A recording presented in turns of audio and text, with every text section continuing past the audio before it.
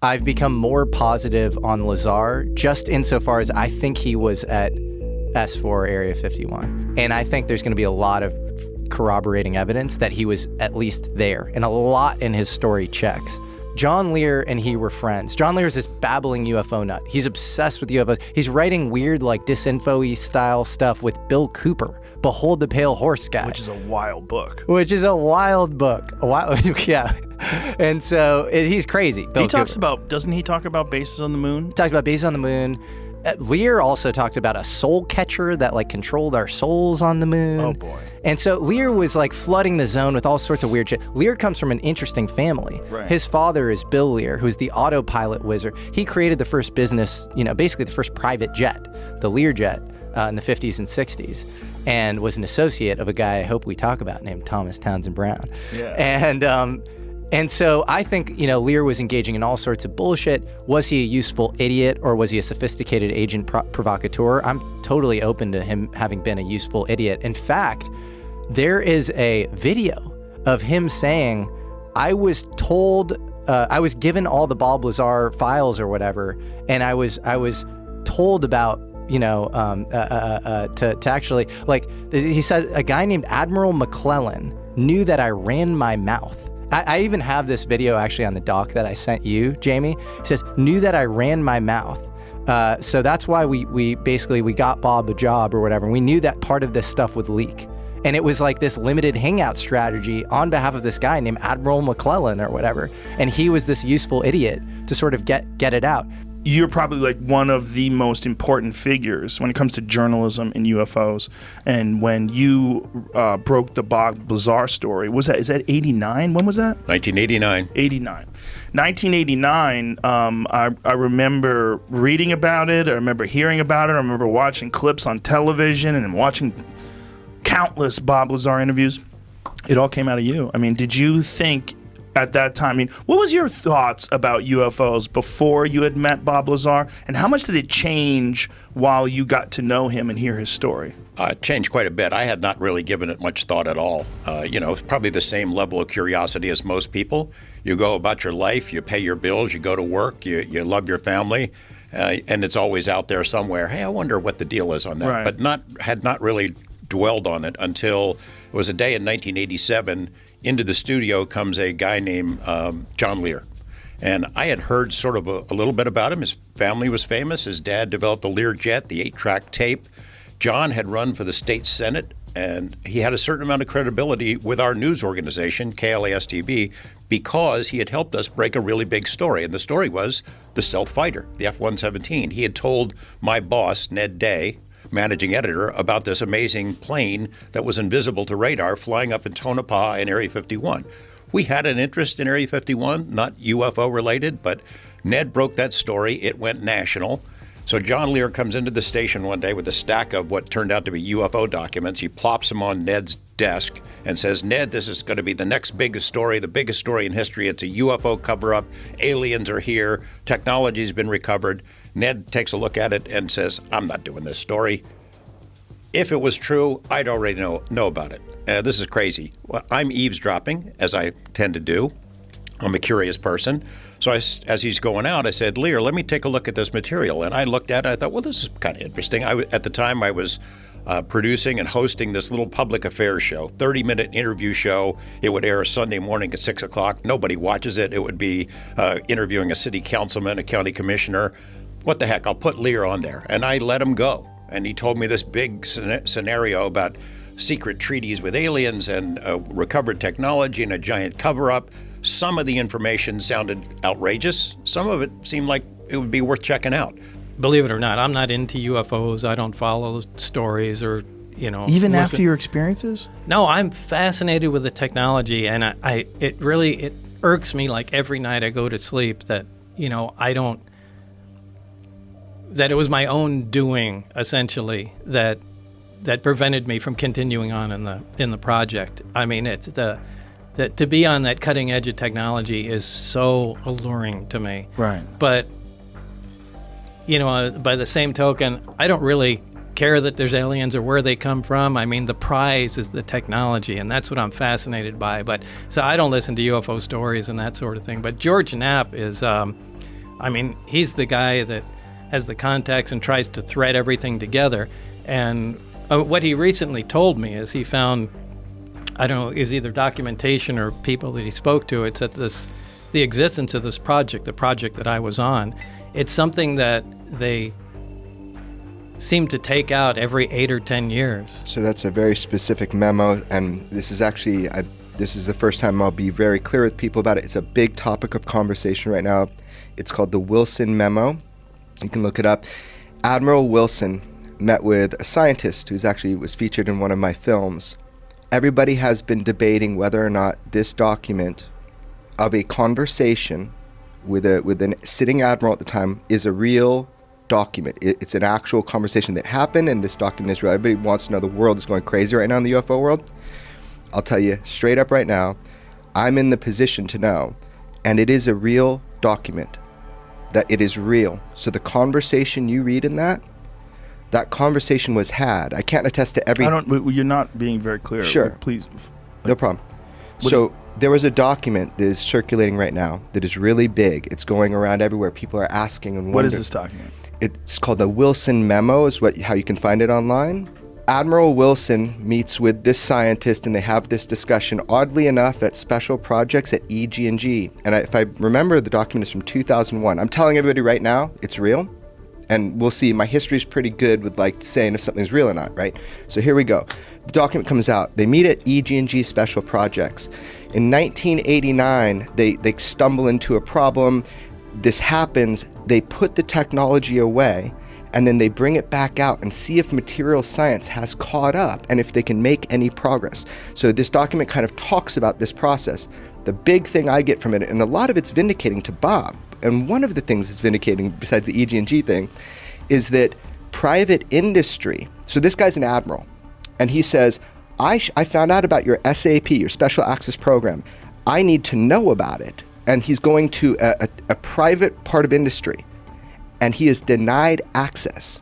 And he says, I should be running this program. And they were able to deny him access. This happened as part of this limited hangout strategy, where they knew that they could delete the records at MIT. They knew that they could stigmatize him because of the brothel.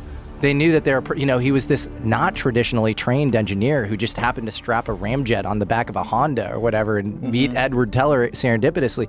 They knew that they had plausible deniability on all of that stuff. There's a great line in the Oppenheimer movie where Leslie Groves, played by Matt Damon, says, "I didn't hire Oppenheimer in spite of his communist sympathies. I hired him because of them." So if you have a top secret program, you want compromise on people. You want to be able to blackmail them. And so I think, that should be taken at face value, in my opinion. And the reason that the story itself can't be taken at face value and needs to be seen through that lens is Lear and Bob Lazar were friends before Bob Lazar got a job at Area 51, S4. And so if you have a top secret program, you're going to do a basic background check. And Lear is going to come up as a guy with a UFO blog, right? Right. And then the CIA is all over the UFO program, right?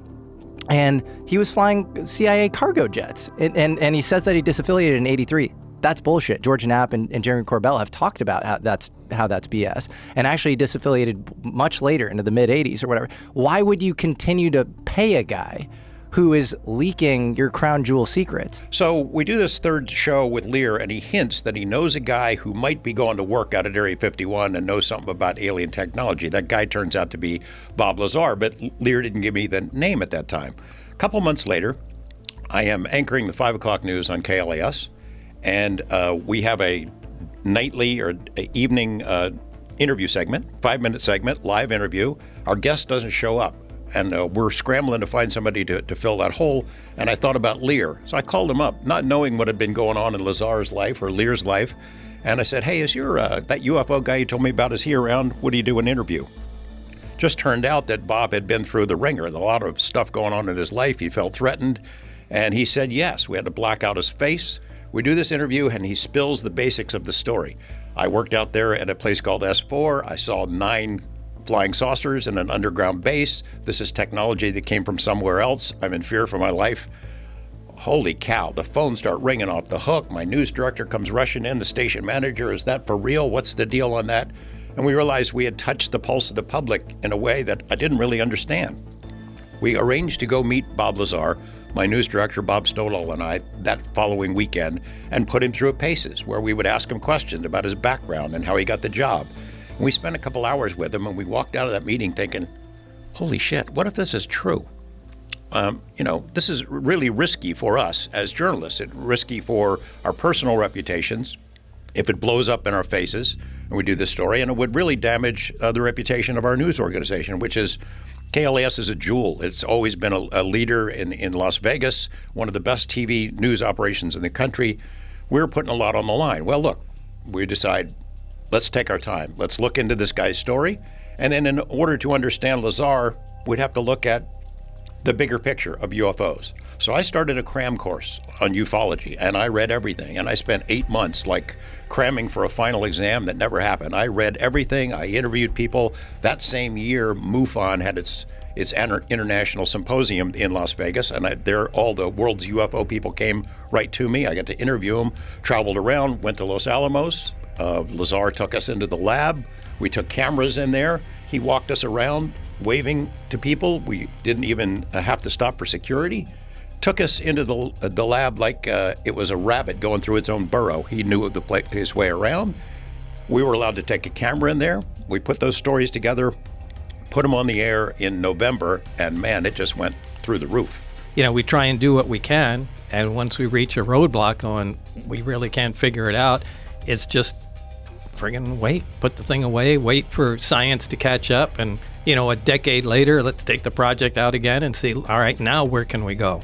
But there's got to be someone who remains informed, right? Oh, yeah. So you've got your scientists like you and Barry. You got your people that you compartmentalize. You got these people working on this there project. has to be some people Right. that know everything. You've got security, and then someone's going to be on the outside saying, hey, we need people to guard this building. Don't let anybody in for 10 years. I think a lot of that is private industry, and I think that's how Really? they keep it. Yeah, I think that's how they because the government is just so leaky. I think that's kind of what they're doing. That's what the document kind of proves. You just articulated that it is in control of private industry. What private industry? Some aerospace company? Something? I don't know. Yeah, the admiral wouldn't name it in the car Right. in the conversation. Right. Yeah. So they still have these things, supposedly. I would guess. I mean, I don't have any information on that. Have you ever asked anyone that has any inkling of any idea of where they got them or how they got them? No, but something must have been said to me from Barry, but it was just too long ago, and I can't quite remember what was said, but it just left a seed in my mind. I think at least one of them was part of an archaeological dig. So it's old. At least one of them is old. I don't know if it was the one I worked on, but I remember something to do with an archaeological dig. Whoa. So that means it's not just old, it's ancient. That'd be a great Steven Spielberg movie. Yeah. Right? Every night of this 9-part series, people got the audience got bigger, phones ringing off the hook, people calling, giving us information. Suddenly, it's on something called Paranet, which was sort of a precursor to the internet, and it was huge, and it changed my life for sure. I had no idea that there were so many people out there interested in the topic, and I was hooked. And I really got hooked on Lazar not only because his story. Personally, I was interested in him. We became friends. I saw what happened to him after that live interview, and in the 7.5 months before we went and I revealed his identity, people were really messing with him. I mean, you cannot convey what it was like, how weird it was then, breaking into his house, leaving the windows open, messing with things in his home, breaking into his car, leaving the doors and windows down, just messing with his head. And you think that was the government that was doing that? Yeah, I do. I think so. And then, so I had put out a call to people, hey, I want other people to come forward. This was before his identity was revealed. Yeah, we should explain yeah, this. I am actively seeking information from the public. If you ever worked at Area 51 or S4, you know anything about this, you're at Nellis Air Force Base, reach out to me. So I started getting calls, and 6 people right in a row who had talked to me on the phone and offered to give me information were visited right after the call. One of them was a guy who did tax returns for people at Nellis Air Force Base, and he had got to know these guys really well and got information about crashes. There was a guy who was a golf pro at Nellis who had gone on out road trips with officers and told him about this weird stuff out at Area 51 that seemed to be from somewhere else. He gets visited and told to shut up. There was a lady who worked in the court system. A cop told me about her, and I talked to her on the phone, and she had worked at the court system, but before she had worked for a company called Holmes and Narber, which is a defense contractor. And she said she sat in as a stenographer in these meetings and heard these conversations between the government contractors and Air Force officials about crashed saucers. And they would, after the meeting, they take the tape out of the typewriter and destroy it and take all the notes. And she agreed to tell me this story. It was just a tiny piece of the story. The next day, she's visited by these two guys in suits. They tell her, look, you are still subject to your security clearance. I hope you know that. And then they said, we know you traveled to LA to see your daughter, and we know she comes here. It's a big desert out there. It'd be terrible if something happened to either one of you. This lady is scared shitless. She didn't make that stuff up. So 6 people who had offered to give me information on the phone, one right after another, get visited, and it made me mad. Now, everything said in that document, I don't know. What are you talking about? What is said in that document specifically? It's between a scientist and an admiral that are sitting and they're having a meeting, and they're talking about the search for the UFO subject, the search to get special access program access to all of these different things like reverse engineering programs. So in this document, they talk about it. I believe that this document, the person that went was employed by Robert Bigelow, one of the guys that has a couple of orbiting satellites and all that stuff. He's the guy who owns Skinwalker Ranch. No, he's not. No? He was the guy that owned He used Skinwalker. to own it. Okay. Yeah, he used to own it. There's a new owner, and I interviewed him for my other film, but there's a new owner, and you'll be hearing a lot more about that soon. But there's stuff that you'll be hearing about Skinwalker Ranch soon because there's a new owner. Anyway, the whole point of this insertion here is just that document kind of validates a lot of this idea Bob just said, that they make a little progress, then they can't go anywhere. They tuck it away, and then they bring it back out, 10 years later and start working on it. What is the limiting factor? I think Bob should speak on this, but it's the material science. How could we have not heard about that? What about the guys with the brushes? How could you uncover something like that? And well, Joe's newspaper at home does. I mean, they said it on that first day. Oh, you mean the Roswell Daily Record? Yeah, the one you told me. Yeah, I have a cover. What is this here, Jamie? This is the document, but I had to do some digging to find it. Yeah, it's just kind of, so this is where they meet at EG&G, and this is Admiral Wilson, and there's a lot more coming out. Now, I want to be clear, George didn't put this out. He didn't leak this out to anybody. This is, I can tell you how Who recorded this conversation? So this was an employee of, at the time, Robert Bigelow. And this is in 2002? Right. Do you remember when he had that government contract called OSAP, the world all knows about now, and he had NIDS that studied the ranch? So that $22 million, everybody is saying it was for ATIP, Advanced Aerospace Threat Identification Program. The $22 million was for OSAP that was pushed through Congress, 3 congressmen, right, an astronaut. It was pushed through. And that's what that $22 million, by the way, they spend more money on Viagra every year than they do studying UFOs, if it was just this program, which I think is funny. They probably make a lot more money from Viagra they probably than do from UFOs, too. Well, you never know how it seeds into population. But anyway, this program, this is what was the mother program. So it got the $22 million. And really, it was to study Skinwalker Ranch. Oddly enough, that $22 million all was inspired by the phenomenon they were seeing at Skinwalker Ranch, because the scientists, they're seeing vehicles come through like a space in the sky. Yeah, we went there. I went there with Duncan. Yeah, we interviewed a bunch of people that seemed full of shit, but a couple that didn't. It was very, very interesting. Totally. And if you look, I spent a lot of time in the area. I'm not talking about those stories. I'm saying there were scientists hired by the government, right, through Bigelow to study the ranch because they thought it was important. And, whatever. The point is that $22 million was to study that. Then we have ATIP, which is like an auxiliary kind of program of military sightings, like Commander Fravers and that sort of thing. This document is just one of those things that has now come forward that through the Bigelow studies, it was government funded, and then it was personally funded and then government funded. It's just one of those things that kind of shakes you because you got this military guy who can't get access because of the private industry that's holding these non-terrestrial materials, that they can't study it. So that's the claim right now. Give it some time, let people dig more into this. It's fascinating, man. I know there's some gaping holes. I know it better than anybody. I've had to deal with it for 31 years. But I always thought if he worked at Los Alamos in classified projects in a scientific or technical capacity, then it would make sense that he could get hired into a program like S4 as somebody who thinks outside the box. Despite personal shortcomings or whatever, they might bring somebody like him in to help them crack a problem that they hadn't been able to resolve themselves. So I focused on Los Alamos. I knew he had been there. I talked to people who remembered him from being there, but the lab kept telling me, no record of him. He's never here.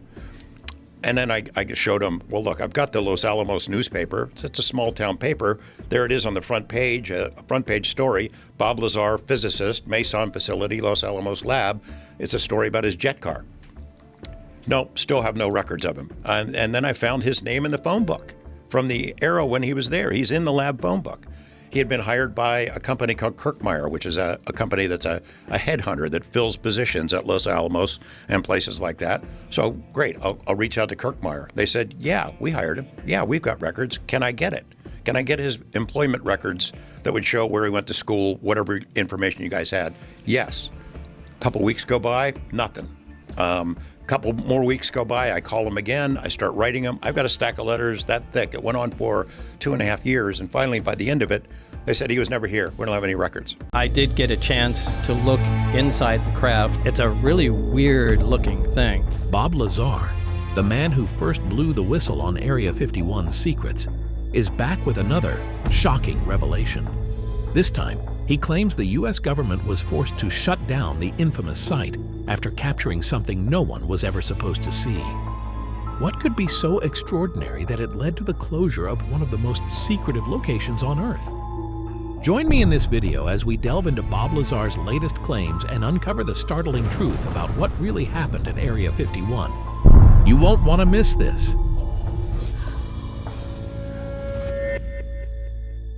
Area 51 has been the subject of countless conspiracy theories, speculations, and wild rumors. This highly classified Air Force facility in the Nevada desert has been at the center of UFO lore and government secrecy since the 1950s. But what exactly is it about this place that fuels so much intrigue? In 1989, Bob Lazar, a physicist who claimed to have worked at a site known as S4 near Area 51, came forward with astonishing allegations. He said he was part of a team reverse engineering alien technology. According to Lazar, the government had in its possession several extraterrestrial spacecraft, and his job was to understand how they worked. Lazar's revelations were met with skepticism and controversy. Despite this, his story has persisted, and he has become a central figure in the UFO community. Recently, Lazar has come forward with new information that is even more shocking. What I saw at Area 51 and S4 was beyond anything I had ever imagined. But what happened recently was on a whole new level. The government had to shut down operations because they captured something they could no longer contain. It was something so extraordinary that they couldn't risk it being exposed to the public. According to Lazar, the government's latest capture at Area 51 wasn't just another piece of alien technology. It was something alive. Lazar claims that the entity was unlike any known life form on Earth. Its existence posed a potential threat, not just because of what it could do, but because of the implications it had for our understanding of life in the universe. The situation became so critical that the government decided to shut down parts of Area 51 to contain the entity and prevent any leaks. Lazar suggests that this shutdown is not just a temporary measure, but a long-term plan to reassess and secure the facility. If Bob Lazar's claims are true, this would represent one of the most significant events in human history. The capture of a living extraterrestrial being would not only confirm the existence of alien life, but also force us to rethink our place in the universe. The government's decision to shut down Area 51 would make sense as they try to manage the situation and understand the implications of this discovery. The government, of course, has neither confirmed nor denied Lazar's latest claims. Area 51 remains shrouded in secrecy, and access to the facility is still heavily restricted. This has only fueled more speculation and curiosity. For over half a century, it has captivated Americans. The mysterious area has served as the setting for numerous films and television shows, including The X-Files and the 1996 summer smash hit Independence Day. In 2019, a jokester managed to get millions of people to say yes to trespassing, catapulting this famous but mysterious site into the spotlight. College student Maddie Roberts, 21, made the decision to establish a Facebook event in June 2019. With the title, "Storm Area 51, They Can't Stop All of Us," he announced that it would be held on September 20th. Roberts was under the impression that nobody would give the incident, which he had concocted as a joke, any attention beyond a brief giggle. However, over 2 million Facebook users confirmed their presence within a few days. A strong warning was issued by the Air Force to discourage anyone from attempting to penetrate a military base. In spite of the warnings, about 1,500 individuals gathered in the Nevada desert with their campsites, bringing the usual fare of alien-centric festival gear, onesies inspired by Roswell, inflatable creatures, and so on. Although 40 daring souls did reach the base's perimeter, they largely remained chanting before dispersing when approached by law enforcement. Someone was taken into custody for urinating in public. Until 2013, nobody could agree on whether or not this military station even existed, let alone what had transpired inside. Area 51 was established during the Cold War to assist the United States in spying on the Soviet Union. However, many Americans began to link the base with alien spacecraft and little green men due to its secretive origins and advanced technology. What compelled scores of people to drive into the Nevada desert in September 2019 and stand outside of it, putting their lives on hold? Today, the U.S. Air Force uses the 38 400-acre patch of desert as a training site. Sometimes called the Nevada Test and Training Range, the base is located next to a salt flat called Groom Lake and is home to some of the longest runways in the world. Rachel, Nevada is the nearest town, and it has 54 inhabitants. Absolutely no one is allowed in the airspace over the base. In case anybody was wondering, there are plenty of caution signs all throughout the area. We also know that workers aren't commuting there by car. Air traffic control audio out of a private terminal at Las Vegas's McCarran International Airport suggests that government-owned passenger jets flying under the name Janet Airlines make daily flights to and from somewhere in the Nevada desert. Prior to World War II, little much happened on this parcel of land. Around the Groom Lake Salt Flat, prospectors found silver and lead in 1864. In 1889, a man by the name of Patrick Sheehan established Groom Mine from a modest homestead. Since Las Vegas wasn't even established as a city until 1905 and couldn't be reached by railroad until 1906, the Sheehans' property was rather isolated. In 1941, however, the family's peaceful existence was shattered when government agents were dispatched to survey the region for potential use as a bomber plane training ground. 6 miles away from the homestead, on the site of Area 51 today, an airfield named Indian Springs Auxiliary Field No. 1 was built. The Nevada test site, which was 20 miles away from the Sheehans' homestead, started nuclear explosion experiments in 1951 by the U.S. Department of Energy. Not much happened at the military training airport after World War II. President Dwight D. Eisenhower was concerned that the United States would be attacked because of its ignorance about Russia's military advances in March 1954. In order to devise a scientific strategy to counter a possible Russian invasion, Eisenhower assembled a group of specialists. One thing was clear: the U.S. would need eyes in the skies over the Soviet Union. Once America had a blueprint in the works for a cutting-edge surveillance plane, a secure location would be required to assemble and test it. A scouting group flew over Groom Lake. From above, they could see it was remote and unassuming, and it already had an airstrip.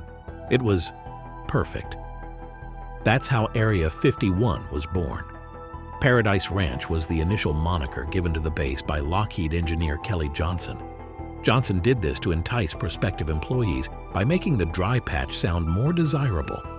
In spite of the dearth of cultural offerings, nightlife, and flora, employees took to calling themselves ranch hands. The CIA's clandestine airborne spying mission soon made Area 51 their go-to site. However, the basic building required extensive renovations as projects grew increasingly technologically intricate. Area 51 had been completely converted into a spy plane factory by 1964. In order to handle jets that can travel quicker, contractors extended the existing asphalt runway from 5,000 feet to 8,500 feet. Groom Lake received the dismantled naval dwelling units and aircraft hangars from the workers. A new water well and leisure amenities were constructed by the construction crew. In addition, they included the required storage space, warehouse, and retail area for fuel. Various types of attack and surveillance aircraft were developed at Area 51 throughout the years by the Air Force and the CIA. The first plane that was built at the so-called Paradise Ranch was the U-2 spy plane. Subsequent projects included the Lockheed A-12, the SR-71 Blackbird, and the stealth F-117 Nighthawk attack aircraft, a Soviet-built MiG-21 F-13 plane that a defector pilot surrendered served as the project's fulcrum throughout the Vietnam War, and the base served as its headquarters. Naturally, that is only a small selection of the declassified initiatives that are known to us. You'll notice that there hasn't been much talk yet of extraterrestrial autopsies or UFOs. That's because those stories hadn't emerged yet, but they were about to. Letters and phone calls reporting UFO sightings began to stream in on air traffic control and the Air Force in the late 1950s and early 1960s. Pilots on east-west flights at dusk were a major source of these reports. At heights too high for any man-made plane, they claimed to have seen flying saucers or burning discs. At the time, as far as the public knew, even the most advanced military aircraft flew below altitudes of 40,000 feet. The U-2 spy plane that the CIA was testing at Area 51 flew above 65,000 feet. There was an effort by the Air Force to look into sightings of UFOs in 1952. With the codename Operation Blue Book, the CIA compared the specifics of every UFO sighting with their classified flight records. All the notes were compared, and then the citizens were informed that what they were seeing was a weather phenomenon. The claims that extraterrestrials were careening over American skies were further bolstered by this. Years later, what many had assumed would be confirmed by one man's baseless accusations. A number of people have pointed out that Bob Lazar has made some quite bold and completely implausible assertions recently. What Bob Lazar says has the potential to alter your worldview if you are willing to believe it. In the end, it was his accusations that made Area 51 famous. Bob Lazar made public in 1989 a tale that, if verified, would rank among the most shocking stories ever told. Lazar claims that he began his military career in 1980 at S4, a location close to Area 51. During his tenure here, Bob had the opportunity to observe and contribute to some very remarkable technological advancements. Extraterrestrial spaceship reverse engineering was Lazar's job description. A set of records pertaining to the art form he was researching was presented to him. It was supposedly for an archaeological dig that Lazar was operating that particular craft. That's right. He's talking about ancient aliens. At S4, scientists were split into research groups based on their area of study in regard to the craft. As an example, Bob focused solely on propulsion while he was a member of a propulsion group. Others investigated various technological aspects, such as flight controls, navigation, lift, and so forth. The craft Bob Lazar was a part of, along with another craft he saw on the site, an alleged live alien, and other outlandish allegations were all detailed in Bob's account of his experience at S4. Bob found out that the Air Force would test their re-engineered craft over Groom Lake in the middle of the night. A group of his buddies were therefore invited to witness the spectacle. After a few of these trips, Lazar's employer learned of the UFO watch parties and let Bob go. Not long after Bob was terminated from the Air Force, he went to a local CBS affiliate in Las Vegas, where he was interviewed by reporter George Knapp. It was in this interview that Lazar provided information about what he experienced at Area 51 for the first time. After going public, Lazar remained inactive for quite some time. It wasn't until Jeremy Corbell directed Bob Lazar, Area 51 and Flying Saucers in 2018 that Lazar found himself back in the public eye. The new documentary also landed him a guest spot on the Joe Rogan podcast. Lazar's interview with Rogan has become as prolific, if not more prolific, than his original interview with George Knapp. Looking for evidence to support Bob Lazar's assertions, a few things jump out. First, the public was unaware of the clandestine testing that took on at the base until Bob Lazar made his findings regarding Area 51 public. The attention it receives now was brought forth by his allegations. Surprisingly, the site has been involved in the testing of covert initiatives that have resulted in aircraft such as the stealth bomber. Bob has even led large groups of people to observe these tests, which were known to only a select few. Secondly, Lazar insisted that he had broken into the base using a special security system. According to Bob, there's a hand sensor that can identify a person by analyzing their bone density. Such scanners were in operation during Lazar's alleged employment, according to the Air Force. Nobody in the general public knew about this technology when Bob first interviewed them. Element 115 is the most intriguing piece of evidence supporting Lazar's assertions. An integral part of the craft's propulsion system, Element 115, is the subject of his discussion. This element, which was formerly known as moscovium, now has a spot on the periodic table. In 2003, a group of Russian scientists created an artificial element with the symbol moscovium after synthesizing element 115. Until 2003, this element remained a mystery. This element was unknown until 2003, 14 years after Lazar claimed to be researching the element for the US military. Oh, and the country that ended up publicly discovering this element? Russia. You know, the other country obsessed with space. A mystery surrounds element 115. It wasn't added to the periodic table until 2016. But for decades, theories about its possible link to alien technology and life have kept it in the spotlight. We need to know what element 115 is before we can answer the question of whether there is a relationship. Element 115, or moscovium, is a man-made, super-heavy element that has 115 protons in its nucleus. As with all elements on the periodic table, the element's number corresponds to the number of protons in the nucleus of the element's atom. That is 23 more protons than the heaviest element that you can find in large quantities on Earth, uranium. Gates said that element 115 is an extremely rare element that's made one atom at a time in particle accelerators. It exists for just a fraction of a second before it decays into another element. This location is unique because it is close to a hypothetical island of stability, where extremely heavy nuclei may have significantly longer lives. They might not only live for a fraction of a second, but for minutes, days, or even years.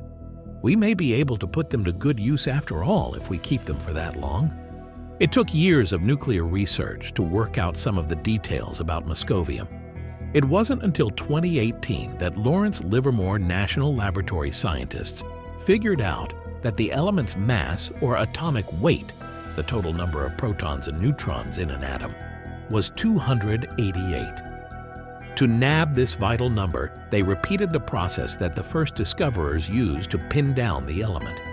In doing so, they managed to produce roughly 1 atom of moscovium per day, and that atom was captured by an instrument called Fiona for the identification of nuclide A, which to the untrained eye looks like a small metal bank vault. Following in the footsteps of the original discoverers, they were able to nail down this crucial quantity. This allowed them to create about 1 atom of moscovium daily, which was then collected using an apparatus known as Fiona for the identification of nuclide A. which resembles a miniature metal bank vault to the uninitiated. So science, which is both real and substantial, has replaced the pleasure of little green men and magnificent spacecraft. The indicator that we are expanding our understanding of the cosmos, according to Gates, is happening. Moscovium has no known applications outside of academia at this time. If what Lazar said about his time at Area 51 is true, then the proof is fairly strong. Furthermore, there is equally convincing proof that Bob is making everything up. To start, it appears like Bob is having a little trouble getting his narrative straight. A few plot points have evolved between his first and second series of appearances. Bob first said he saw an actual extraterrestrial being questioned by 2 agents. Then, he changed his story and said he saw a lifelike mannequin designed to resemble the extraterrestrials. According to Lazar, his educational and professional credentials are quite remarkable. But when we contacted his previous places of employment and educational institutions, we found no evidence of his presence. In the case of the Air Force, this is the one exception. Despite the military group's denials, Lazar's name and contact details from their personnel phone books from that period are still floating around. Behavioral analysts examined Bob's interview body language and concluded he was being dishonest. Delving into Lazar's background, beyond his peculiar stories, revealed a wealth of information. Serious doubts regarding his dependability were cast by investigations. His reputation was cast into doubt, and his statements regarding his schooling and work were not verifiable. One example is his 1990 arrest, which was related to his role in running a brothel in Nevada. Motherboard, the tech arm of Vice, ran a long piece about Lazar in 2019. According to the report in 2017, Lazar's scientific supply company was raided by the FBI and Michigan State Police in search of thallium sulfate, a poison that was linked to an unsolved murder.